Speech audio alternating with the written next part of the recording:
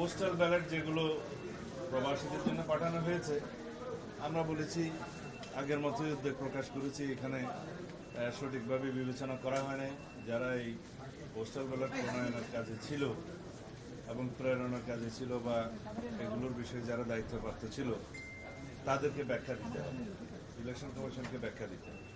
এবং এখন যে সমস্ত পোস্টাল ব্যালটগুলো আপনারা দেখছেন বিভিন্নভাবে সোশ্যাল মিডিয়াতে ভিডিও আকারে আসছে, এক একটা বাসায় 200-300 করে ব্যালট পাওয়া যাচ্ছে, কোথাও কোথাও জব্দ করা হচ্ছে, কোথাও কোথাও এখনই ভোটিং শুরু হয়ে গেছে, যেটা 22 তারিখের পর থেকে।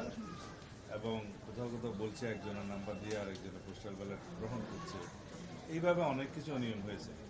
যেহেতু বাংলাদেশে প্রবাসীদের ভোটদানের এই নিয়মটা এই প্রথম এক্সারসাইজ হচ্ছে, এখানে কিছু ভুলভ্রান্তি থাকতে পারত, তবে যে ভুলভ্রান্তিটা হচ্ছে এখানে আমরা ভিকটিমাইজ, আমরা ক্ষতিগ্রস্ত হচ্ছি এবং একটি নির্দিষ্ট রাজনৈতিক দলের পক্ষ হয়ে কিছু কিছু এখানে কাজ হয়েছে বলে আমাদের ধারণা, এবং সেটা প্রকাশিত হয়েছে। আসলে ধারণাও নয়, সেটা প্রমাণিত হচ্ছে।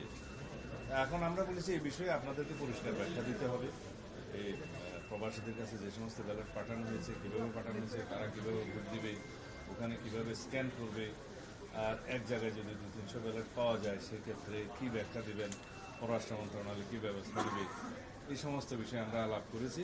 তারা তাদের ব্যাখ্যাটা দিবে না, তাদের ভাষা মনে হয়